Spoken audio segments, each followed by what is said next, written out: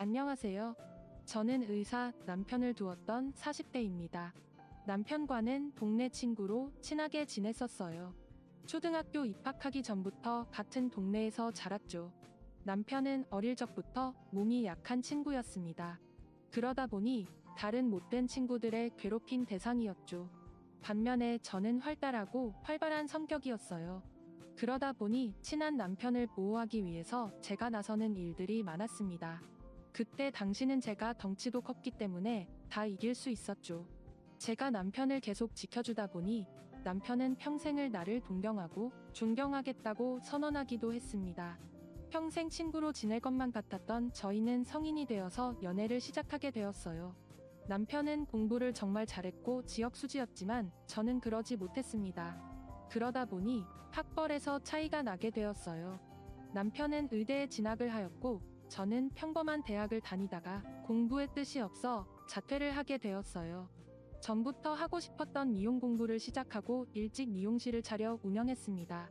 어릴 적에는 그저 동네 친구로 친하게 지내는 줄 알았던 시댁 식구들은 저희가 결혼을 하겠다고 하자 적극적으로 반대를 하기 시작했어요. 남편은 홀시모의 외동 아들이었기 때문에 더욱 못마땅해 하셨죠. 승배가, 너 정말 이 결혼을 꼭 해야 되겠니? 내가 아직 어려서 그렇지만 나중에 천문이만 되면 쟤보다 훨씬 나은 애 얼마든지 골라서 만날 수 있는데 정말 굳이 이 결혼을 해야 되겠어? 아, 주란아. 너는 솔직히 승백이랑은 아니라는 거 잘 알지 않니? 뭐 어릴 적부터 봐서 계속 정이 들어 그럴 순 있지만 너희는 결이 좀 다르지 않니?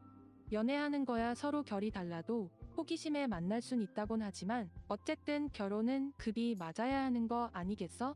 그런데 너희는 급이 어디 비슷하게라도 하냐? 의사랑 미용사랑은 천지 차이 아니니? 엄마, 급이 다를 게 뭐가 있어? 어릴 적부터 나 지켜준 거 엄마도 잘 알잖아. 나 친구들한테 괴롭힘 당할 때 누구보다 주란이가 나 지켜줬어. 이제는 내가 주란이 지켜주고 싶어. 나 주란이 없으면 못 살아. 나중에 의사가 되어서도 마음 변하지 않을 자신 있어. 엄마가 반대해도 결혼할 거니까 지금부터 이렇게 힘 빼지 말고 그냥 처음부터 찬성해 줘. 휴. 주란아, 내가 좀 말려봐라. 얘는 내 말은 안 듣는다. 어릴 적부터 자기가 하고 싶은 건 해야 하는 아이니까 그러는 거야. 괜히 내가 반대하니 결혼하고 싶은 거라고. 너희 결혼하면 매번 싸우기만 할 거야. 솔직히 우리 승백이 나중에 기혼도 해야 하는데 너 그거 다 대줄 수나 있어? 지금도 승백이랑 결혼하겠다는 여자가 줄을 섰는데 다들 차 안 되는 기본으로 해온다고 하는데 너희 집 형편에 그런 거 조금이라도 할 수 있겠냐고. 아니 막말로 내가 큰 거 바라는 것도 아니고 의사 집안이라면 기본적으로 갖추고 온다는데 너 그거 다 채워 넣을 수 있겠니? 나랑 사이 나빠지기 전에 미리 포기해라. 나도 오래 알고 지낸 너 이렇게 나쁘게 대하기 싫다. 어머님, 저희 벌써 20년은 알고 지냈어요. 그리고 연애한 지 6년은 더 됐고요. 저는 승백이랑 결혼하고 싶어요. 어머님은 급이라고 말씀하시지만 저 생각보다 급 괜찮아요. 저도 이 분야에선 유명하고 입소문도 많이 나고 있고요. 직업 때문에 그러시는 거라면 요즘은 그런 게 중요한 거 아니라는 거 잘 아시잖아요. 너 무슨 소리니? 밖에 나가서 한번 물어봐라. 의사랑 미용사랑 급이 그게 같냐고. 다들 미쳤다고 말할 거다. 나는 이 결혼 찬성 못하고 결혼하는 비용도 재주지 않을 거야. 거기다가 결혼식에도 안 갈 테니까 너희들 마음대로 결혼하고 싶으면 해라. 너희들이 결혼해봤자 그 행복 오래 갈 거라 생각하니? 그렇게 죽고 못 살아도 결국에는 헤어지는 게 포부인데 너희라고 다를 거라 생각하니? 시모는 끝까지 저의 결혼을 반대했습니다. 그렇지만 당시엔 저의 마음이 정말 굳건했죠. 남편은 그때가 아니었으면 결혼을 하기까지 오랜 시간이 걸릴 수 있었고 시댁의 상황도 좋지 않았기 때문에 어쩌면 평생 결혼은 하지 못할 수도 있겠다 생각을 했어요. 그래서 어떻게든 저와 결혼을 하고 싶다고 생각을 했습니다. 결국 남편은 의사를 포기하겠다고 나섰습니다. 이렇게까지 하고 나서야 시모는 결혼을 허락해 주셨죠. 그때 시모는 죽고 못 살던 사람들도 결국 시간이 지나면 서서히 시들어지고 예전만큼도 못한 사이로 헤어지게 된다고 말을 했습니다. 그때 당시에는 저는 맞지 않는 소리라고 했지만 요즘 그 말이 생각나네요. 남편은 결혼을 하고 난 후에 더욱 바쁘게 지냈습니다. 말로는 가장이라는 책임으로 더 열심히 일을 한다곤 했지만 그렇다고 하더라도 집에 너무 소홀한 상황이었죠. 인턴으로 지냈을 당시에는 눈꽃들 새 없이 바빴고 그 시기에는 저도 바쁘다 보니 서로 소원해지기도 했어요. 시모는 남편이 바빠 얼굴을 보기도 힘드니 매번 제가 집에 있을 때마다 집으로 찾아오곤 했습니다. 예, 너는 집안 꼴이 이게 뭐냐? 청소는 좀 하고 사냐? 아무리 일을 한다고 하더라도 집은 깔끔하게 하고 살아야지 이게 뭐니? 청소는 좀 해야 하는 거 아니니? 이 꼴로 우리 아들이 들어오면 턱이나 집에 있고 싶겠다. 좀 정리라도 좀 해라. 정말 돼지요리도 아니고. 남자는 자고로 집이 깔끔하고 편안해야 집에 오고 싶어 하는 거야. 내가 이 꼴로 해놓으니 애가 집에 오고 싶은 마음이나 들겠어? 어머님, 저도 일하고 있는 사람이에요. 거기다가 성인 두 사람 집에 안 들어온다고 집에 뭐 정리할 게 있겠어요? 아침에 간단하게 청소하면 끝인 거지. 이 정도면 깔끔하고 잘 정돈된 거죠. 다른 사람들은 집에 와도 다들 바쁜데도 깔끔히 산다는데 어머님만 왜 자꾸 오셔서 지저분하다고 말하세요. 저희 정말 깔끔하게 하고 살아요. 예, 내가 아는 사람들이 거기서 거기지 누구 말을 듣는 거냐? 살림을 안 하는 사람들은 그냥 쓱 보고 깨끗하면 깨끗한가 보다 하는 거지. 내가 보기에는 깔끔한 곳이 어디 한 군데도 없다. 아무튼 이거 승백이 좋아하는 반찬이니까 챙겨줘라. 요새 전화위 보면 통기운이 없더라. 너 승백이 스트레스 주는 거 아니냐? 걔가 생각이 많고 마음이 깊어서 괜히 혼자 소갈이 자주 하니 괴롭히지 말아라. 아니, 어머님은 제가 뭘 괴롭힌다고 하시는 거예요? 저나 남편이나 바빠서 서로 얼굴 볼 시간도 없어요. 그리고 이렇게 반찬 많이 해 오시지 않으셔도 돼요. 집에서 일주일에 많아봤자 한두 번 밥 먹는데 이렇게 해 오시면 나중에 다 버려야 해요. 너 지금까지 내가 해준 반찬 버린 거냐? 아주 그냥 살림을 안 하니까 아까운 줄도 모르고 사는구나? 너 정말 안 되겠다. 미용실 당장 그만두고 우리 집 와서 살림 좀 배워라. 아내가 되어서 살림살이 제대로 할 생각은 안 하고 밖으로만 핑핑 싸돌아 다니니. 에휴, 이런 게 다 돈인데 아까운 줄 모르고 버리냐? 잘 뒀다가 먹으면 되는 거지. 그리고 한 번 먹을 때 승백이 많이 먹게 팍팍 좀 줘. 괜히 똥구멍만 하게 주니까 계속 남는 거 아니니? 내가 밥을 잘 안 해 먹이니까 승백이가 기운도 없고 살도 쭉 빠진 거 아니야?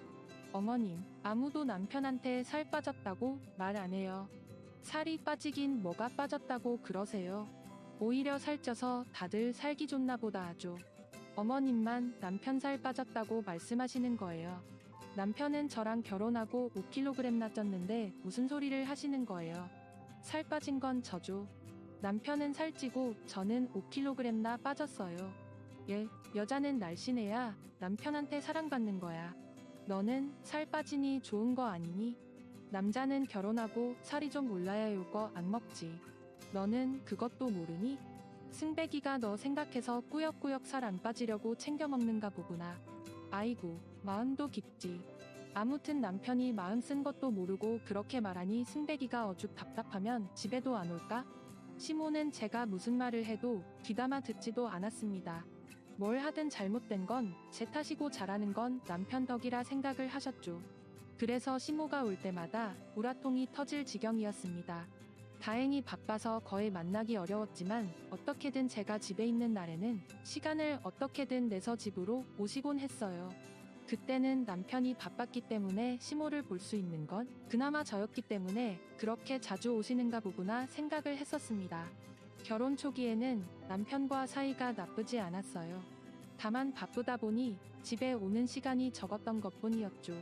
서로 이런저런 일상 이야기를 나누면서 여느 부부와 마찬가지로 평범한 일생을 보냈습니다. 그러다가 결혼 1년 차에 임신을 하게 되었죠. 임신을 하게 되면서 운영하던 미용실은 실장에게 맡기고 잠시 저는 쉬게 되었습니다. 그때부터인지 남편은 시모처럼 저를 무시하기 시작했어요. 임신을 하고 출산을 하면서 아이를 키우다 보니 저도 우울증이 왔었죠. 외로워하던 저를 마치 의지가 약한 사람으로 대했던 것은 남편이었습니다. 당신 요즘 좀 바빠. 아무리 바빠도 집에는 들어올 수 있지 않아. 사실 나 요즘 우울한 것 같아. 아이만 보고 있다 보니 그런가? 이들은 안 되겠어. 바깥바람 좀 쐬고 싶어. 어머님께 아이 좀 봐달라고 부탁하니 엄마가 아이를 봐야지 어디 가는 거냐면서 화내시고 아이는 안 봐주신다고 하시더라고. 그래서 말인데 나 도우미 몇 시간만이라도 쓰고 싶어. 이렇게 있다가는 미칠 것 같아서 그래. 배부른 소리하고 앉아있네. 우리 엄마는 혼자 나나 꾹 키우면서 온갖 일. 지금까지 잠도 제대로 자본 적 없어. 거기다가 어머님은 매번 집에 와서 집도 더럽다고 계속 말만 하시고 도와주시지는 않고 그 앞에서 아기 없고서라도 청소해야 하고 거기다가 애는 안 봐주시고 당신 먹을 음식만 찬뜩 하시고 가시잖아. 그렇게 음식하고 뒷정리는 또 내 몫이고 아이 보면서 이것저것 다 정리하기 쉽지도 않고 힘들어. 몸도 이곳저곳 아프고 그러니 하루 이틀만이라도 도우미 좀 불러줘. 부르고 싶으면 내가 번 돈으로 불러. 내가 왜 내 몸 아픈 것까지 신경 써야 하냐? 그리고 아이 잘 때 너도 자다가 나중에 집안일 하면 되잖아. 그게 뭐 힘들어. 아이가 어지럽히는 것도 아니고 가만히 누워서 자기만 하는데 뭐가 힘들어. 편하게 일도 안 하고 집에서 애만 보면서 뭔 도우미가 필요하다고 난리야. 애 하나도 제대로 못 보면서 밖에 나가서 뭐 하게. 100일도 안 된 아이를 돌보면서 집안일을 하느라 정신 없었던 저에게 막말을 퍼붓는 남편을 보면서 내가 그동안 사랑하던 남자는 도대체 어디로 간 것일까? 슬픈 생각도 들었습니다. 남편은 육아에는 전혀 관심이 없었어요. 집에 오더라도 방에 들어가 한 번을 나오지 않았고 아이와 외출은커녕 기저귀 하나도 갈아주지 않았죠. 오로지 피부과 개원을 위해서 당분간 생활비도 줄이겠다면서 아주 조금만 주다가 그마저도 가져다 주지 않았습니다. 주변에서는 남편이 의사라고 하면 돈도 많이 벌겠다며 부러워했지만 정작 저는 남편이 도대체 얼마나 버는지 알 수 없었어요. 시모는 출산을 하고 나서부터 제 집 드나들듯 우리 집을 왔습니다. 거의 매일 집으로 오셨지만 아이는 봐주지 않으셨죠. 거기다가 집안일에도 도와주지 않으셨어요. 오로지 남편을 위한 음식만 차려두고 뒷정리도 하시지 않은 채 가셨습니다. 아이고, 넌 애를 낳고서도 아직도 이 모양이냐? 아니 엄마가 되면 알아서 척척 다 잘할 줄 알았구만. 아이고, 다른 엄마들 보면 알아서 척척 청소도 하고 그러는데 넌 아이 잘 때 뭐 하고 있는 거니? 같이 퍼즐러 자고 있는 거냐? 아이 잘 때는 내가 정신 차려서 부지런하게 움직여야 하는 거 아니야? 이러니 승비기가 집에 오고 싶기야 하겠어? 일할 때도 그러더니만 집에만 있어도 이러는 거면 아이고, 내가 내 남편이었어도 오고 싶지 않겠다. 어머님, 그러시면 아이 좀 봐주세요. 아이가 계속 울어서 집안일을 할 시간조차 없어요. 조금만 울어도 저보고 보라고 하시잖아요. 이렇게 울 때 어머님이 한 번 안아주고 달래주세요. 제가 집안일 할게요. 어머님이 아이 봐주시면 제가 집안일 그 틈에 깔끔하게 할게요. 그럼 되는 거 아니에요? 어머님 매일 오시면서 한 번을 아예 안아주시지도 않고 봐주시지도 않고 그러시잖아요. 아니, 내가 왜 내 애를 보니? 무슨 애 보는 게 어디 쉬운 줄 알았니? 늙은 시목 부려먹으려고 아주 난리구나. 체력 좋은 젊은 내가 해야지 다 늙은 내가 하라고. 다른 집 며느리들 보면 아이 키우면서도 지왕 깔끔하게 자라던데 너는 이게 뭐니? 이렇게 해놓고 살면 남편이 칭찬이라도 해주겠니? 어머님, 아이가 고작 100일밖에 되지 않았잖아요. 아이 돌보는 것도 정신없는데 시간이 어디 있다고 그러세요? 거기다가 어머님은 오셔가지고 남편 먹을 반찬만 딱 해놓고 뒷정리도 안 해놓고 가시잖아요. 그거 정리하는 데에도 오래 걸려요. 아이 보시기 힘드시면 어머님이 요리하시고 뒷정리 좀 해주세요. 너 참 말을 웃기게 한다. 내가 요리하는데 무슨 주방을 뒤엎는다니? 간단하게 반찬 몇 개 만들고만 가는데 아주 그냥 주방을 난리통 만드는 것처럼 말하네? 뭐가 털어진다고 그러니? 너도 어차피 밥 먹으려면 주방 쓸 거잖아. 그거 하면서 치우면 되는 거지. 넌 내가 갤러넣고선 핑계가 아주 좋다. 시모에게 아이를 봐주거나 혹은 주방 뒷정리를 좀 해달라고 부탁을 했지만 시모는 제 말을 들어주기는커녕 비아냥대셨죠. 아이가 100일이 지나면서 다행히 너무 착하게도 통잠을 자기 시작했습니다.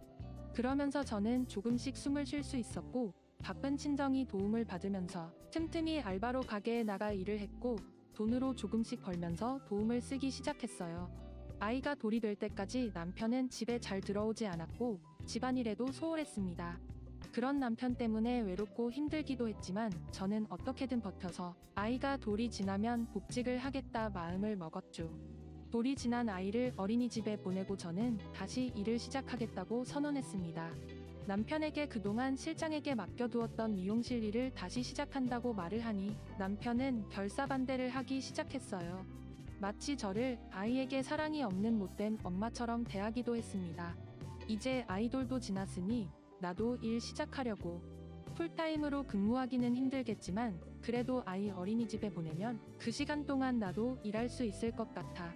아이 어린이집도 적응 잘 됐고 잘 지내고 있으니까 걱정하지 마.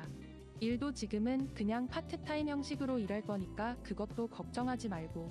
뭔 돌쟁이 아이를 어린이집에 보낸다는 거야? 네가 제정신이야? 집에서 아이나 볼 것이지 무슨 일을 하겠다고 나서? 절대 안 돼야 해. 놔두고 일 시작할 거면 애초에 아이를 낳지 말았어야지. 적어도 아이가 초등학교는 가야 일하는 거지. 무슨 돌쟁이 아이를 어린이집에 보내겠다고 하는 거야?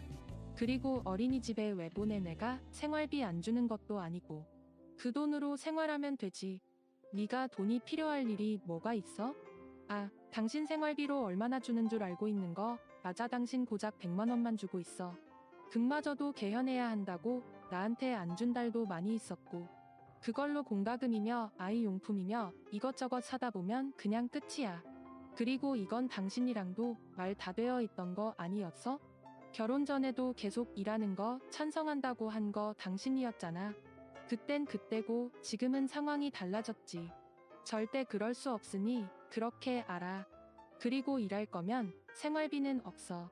지금까지 주는 생활비 더 이상 안 준다고.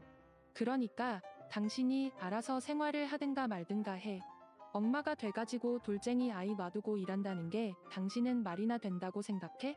다 욕할 거야. 당신 남편은 시모에게도 이 사실을 말했고 시모는 저에게 폭언을 했습니다. 그렇지만 저는 일을 안 할 이유가 없었죠. 남편이 주는 돈으로는 생활비가 너무 빠듯했고 오로지 저만 아이를 봐야 했던 상황에서 너무나 고단하고 힘들었어요. 아니, 너 제정신이니? 돌쟁이를 어린이집에 보낸다는 게 말이나 된다고 생각하냐? 나는 우리 아들 어린이집 안 보냈다. 초등학교 갈 때까지 어디 안 보내고 내가 다 키웠다고. 내가 뭔데 우리 귀한 손주를 어린이집에 보내. 엄마가 된 게 정신 못 차리고 밖에서 일한다는 게 말이나 되니? 아이가 적어도 초등학교는 가야 되는 거지. 지금 아이를 보내는 건 방임하는 거란 거 알고 있니? 내가 이 초등학교까지는 봐야 하는 게 맞는 거야. 그렇게 걱정되시면 어머님이 아이 좀 봐주세요. 그러면 되는 거 아니에요? 저는 그렇다 치더라도 남편은 지금까지 들어와서 아이 기저귀 한번 갈아준 적도 없고 같이 놀러 한번 가본 적도 없어요. 아이랑 같이 찍은 사진 한 장 없는 게 말이나 된다고 생각하세요? 저한테 뭐라고 하시기 전에 남편한테 뭐라고 하시고요. 돌까지 정성스럽게 잘 키웠습니다. 거기다가 풀타임으로 근무하겠다고 하는 것도 아니에요. 할머니랑 엄마랑 같니?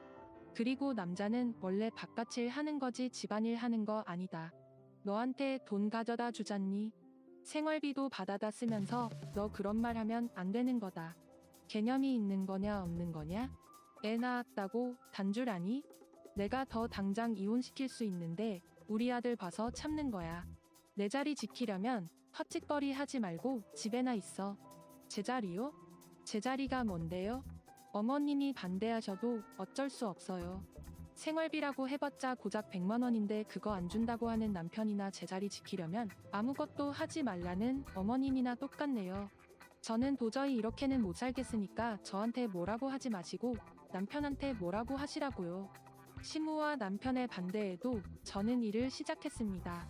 그동안 우울했던 마음을 다시 다잡고 미용일을 시작하게 되었어요. 드는 날 때마다 스타일 연구도 하고 꾸준히 노력을 했죠.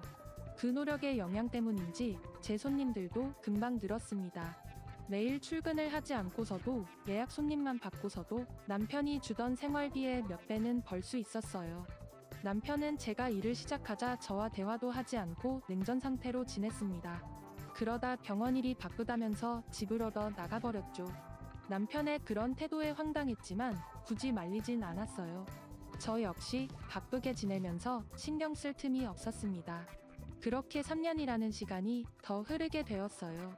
저와 아이는 어느 정도 안정을 찾게 되었습니다. 집을 나가서 생활하던 남편은 무슨 생각이었는지 갑자기 집에 자주 오기 시작했습니다. 얼마 뒤 남편의 꿍꿍이 속을 알게 되었어요. 남편은 저에게 피부과를 개원해야 한다고 말을 하면서 대출이 필요하다고 했죠. 당신 올해는 나 피부과 개원하려고 많이 배우기도 했고 이제는 내 병원 하나는 있어야 하지 않을까 싶어서 알아보고 있어. 근데 대출을 좀 받아야 할 것 같은데 나는 한계가 있더라고. 혹시 당신 받아줄 수 있으면 좀 알아봐. 내일 한번 알아보고 어느 정도 가능한지 나한테 말해줘. 무슨 소리야? 당신 나한테 돈 맡겨놨어. 내가 왜 대출을 받아야 하는 건데? 당신 나간 이유도 그동안 돈 모아서 병원 개원하겠다고 하면서 나간 거잖아. 지금까지 번 돈 모으고 있었던 거 아니야? 그런데 무슨 대출을 받고 거기다 모자라서 나까지 대출을 받으라고 하는 건데? 잘난 당신이 알아서 잘할 거잖아. 당신이 매번 나한테 말했던 거 그런 거 아니었어? 미용실 일로 꼴랑 얼마 번다고 유세 떨지 말라고. 내가 꼴랑 버는 돈으로 대출이 나올 거라고 생각했어? 당신 진짜 왜 그래? 당신 미용실 잘 되는 거 다 알고 있어. 그러니까 내가 생활비 안 줬던 거지. 당신이 잘 보니까. 주변에 물어보니까 당신 미용실 꽤 유명하더라. 이런 거 은행이 말하면 참고해주니까 내일 한번 가서 물어봐. 솔직히 나도 이제 페이닥터로 일하는 것도 지겹고 이제 배울 대로 배운 거 갖고 나와서 개원하면 전보다 더 벌 수 있어. 그때 되면 당신한테 생활비도 줄 테니까 그러지 말고 당신이 대출 좀 알아봐. 그동안 번 돈은 어디다 쓰고 나한테 돈 달라고 하는 거야? 나한테는 이런 한 푼도 준 적 없으면서 그 돈 당신 혼자 다 썼어 말아서 잘 모으겠다고 한 거 아니냐고? 난 도와줄 수 있는 돈도 없어. 그러니 나한테 바라지 말라고. 그렇게 필요하거든 당신한테 죽고 못 사는 어머님한테 말해봐. 나는 도와줄 수 없으니까. 남편은 어쩐지 제가 당연히 대출을 받아 개원을 도와줄 것이라 생각을 했었던 것 같아요. 그렇지만 저는 지금까지 생활비도 한 푼 받지 않았고 그렇다고 해서 집에 들어왔던 것도 아니었던 남편에게 개원 비용을 보태줄 생각이 없었죠. 한동안 집에 꼬박 들어오면서 제 눈치를 보는 듯했던 남편은 제가 대출을 안 해준다고 못을 박자 다시 집에 오지 않았습니다. 몇 개월 뒤 남편은 피부과 개원을 하게 되었어요. 어떻게 돈을 마련한 것인지는 물어보지 않았죠. 그렇게 1년 뒤 남편은 개원 파티를 열 거라며 그래도 원장 아내로서 참석을 해야 하는 거 아니냐고 하더라고요. 저는 개원 파티 일에 맞춰 쑥개떡을 준비했습니다. 역시나 시모와 남편은 저를 비웃더라고요. 야, 너는 여전하다. 역시 급이 다르니까 떡을 해도 쑥개떡이나 하고 앉아있지. 쑥개떡이 뭐냐 급 떨어지게. 아, 여기 오는 사람들이 얼마나 고급스러운 사람들인지는 아니? 그거 알면 그런 거 준비나 했겠어? 그거 누가 먹겠냐? 도로 가지고 가라. 너 때문에 파티 급 떨어지니까. 다른 사람들 오면 다 비웃을 거다. 그냥 넌 집에 나가. 아, 엄마 얘가 이래. 내가 그동안 열심히 내 급을 올려놓으면 뭐해? 얘가 그대로인데 내가 이래서 집을 안 가지. 지 급을 올릴 생각을 해야지. 제자리인데 내가 개원할 때 부르고 싶었겠어? 야, 내가 너 오늘 직원들이 한 번만 보고 싶다고 해서 부른 건데 안 되겠다. 그냥 집으로 꺼져라. 쑥개떡이고 뭐고 같이 좀 꺼져. 아, 웃기네. 생활비 보태지도 않았는데 내가 쑥개떡이라도 이렇게 정성스럽게 해온 걸 다행이라 생각하지? 여기까지 온 나를 이렇게 무시하는데 내가 참 생각은 잘했어. 당신이야말로 여전하네. 난 걱정했잖아. 반성한 줄 알고. 내가 중간에 당신이 반성했으면 아마 난 용서했을 거야. 난 마음이 넓은 사람이거든. 근데 당신은 여전해. 참 다행이야. 당신이나 당신 엄마나 꾸준해서 참 다행이라고. 이래서 내가 지금까지 노력한 게 물거품이 안 되겠다. 그치? 얘가 뭔 소리를 하는 거야? 얘, 너 미쳤니? 갑자기 뭔 뚱딴지 같은 소리를 하고 있어? 너 내 말 안 들리니? 이 개떡 같은 거 들고 사라지라고. 이제 다른 사람들 오는데 창피하게 있던 떡 가지고 있지 말고 집으로 꺼지라고. 제가 말을 하자 시몬은 헛소리를 한다면서 난리를 쳤고 남편은 황당한 얼굴을 하고 있었죠. 그때 원장실에서 팩스가 들어왔어요. 남편은 갑자기 팩스가 들어오는 소리를 듣고선 바로 확인을 했습니다. 서류를 들고 저를 보는 남편의 얼굴은 새하얗게 질려 있었고 저는 그 모습을 보면서 통쾌하게 웃을 수밖에 없었습니다. 아니, 이게 다 뭐야? 아니, 왜 여기 건물주가 당신으로 바뀐다는 거야? 새로 온다는 사람이 당신이었어? 아, 당신 그래서 지금까지 개원에 못 보태준다고 한 거였구나? 당신 진짜 대단하다. 역시 당신 그 볼리고 있었구나? 나한테 서프라이즈 해주려고 이렇게까지 한 거야? 이럴 필요 없는데. 역시 당신 실망 안 시킬 줄 알았어. 고마워. 이제 여기 들어가는 비용은 없겠네? 뭔 소리 하는 거지? 당신 재계약 못 할 거야. 다음 계약은 내가 하지 않을 거니까 그렇게 알아. 그리고 이렇게 된 거 이혼도 하자. 당신 밖에 나가 있는 동안 상간녀 만난 거 다 알고 있어. 그리고 여기도 상간녀 돈 들어간 거고. 그래도 걘 부자가 아닌가 봐. 그래도 당신 급 생각하면 부잣집 여자 만날 줄 알았는데 고작 2년 계약했더라? 참나, 병원도 2년 계약하나? 어쨌든 내가 그거 다 알았어. 당신이랑 상간녀한테 소장 이제 갈 거야. 앞으로 위자료도 준비하느라 바쁠 텐데 병원까지 정리하려면 당신 진짜 정신 하나도 없겠다. 그치? 당신 무슨 소리를 하는 거야? 나한테 상간녀가 어디 있다고 그래? 당신 건물이면 내 건물이기도 한 건지? 부부 일심동체 몰라? 당신 무슨 세를 받는다고 하는 거야? 당신 미친 거 아니지? 제정신이야? 어디 남편한테 이렇게 말해? 내가 꺼지라고 해서 그래? 그냥 장난으로 해본 말이야. 왜 그래? 와, 사람이 이렇게도 변하네. 왜? 내가 이렇게 말하니까 막말하는 거 같니? 지금까지 당신이랑 당신 엄마한테 들은 거에 비하면 세 발의 피도 안 되는데 아직 시작도 안 했는데 벌써 그러면 어떻게 하지? 지금까지 꿋꿋하게 참았던 보람이 있네. 이렇게 확실하게 복수할 수 있어서 참 다행이야. 그렇지? 당신 돈도 한 푼 없어서 2년 계약으로 계약한 거 아니었어? 전 건물주도 다 상황 말했다고 했다며 계약 연장 안 될 수도 있다고. 그런데 뭔 정신으로 그냥 계약했대? 웃기다 정말. 무슨 배짱으로 그렇게 한진 모르겠지만 난 연장 안 할 거니까 그렇게 알아. 그리고 더 할 말 있으면 내 변호사한테 말하고. 아, 그리고 쑥개떡은 선물 벙쪄 있는 남편과 시어머니에게 쑥개떡을 던져두고 저는 당당하게 병원을 나왔습니다. 남편이 나가 있는 시간 동안 저는 남편에게 복수를 하기 위해 더 열심히 일을 했죠. 이곳저곳 부탁하면서 아이를 맡겼고 그렇게 치열하게 일을 한 끝에 돈을 많이 모을 수 있었습니다. 그 돈으로 건물을 계약했어요. 바로 그 건물이 남편이 계약을 했던 병원이 있는 건물이었습니다. 건물주의 상황이 좋지 않아 급매로 나오게 되었고 저는 바로 그 건물을 사들였던 것입니다. 거기다가 남편은 저의 눈치는 보지 않았는지 남편의 전 직장이었던 병원 직원과 살림을 차려 집을 나왔던 것이었습니다. 우연히 남편의 직장 근처를 갔다가 남편과 상간녀를 보게 되면서 외도 사실까지 알게 되었죠. 그렇게 저는 치열하게 복수의 칼날을 갈았습니다. 절주하게 준비를 한 끝에 남편과 상간녀는 저에게 2천만 원의 위자료를 배상하는 것으로 결정이 느려지게 되었어요. 거기다가 남편은 결혼 생활 동안 생활비를 전혀 주지 않았기 때문에 재산 분할 역시 한 푼도 하지 않는 것으로 마무리되었죠. 남편은 뒤늦게 반성한다는 말을 전해왔습니다.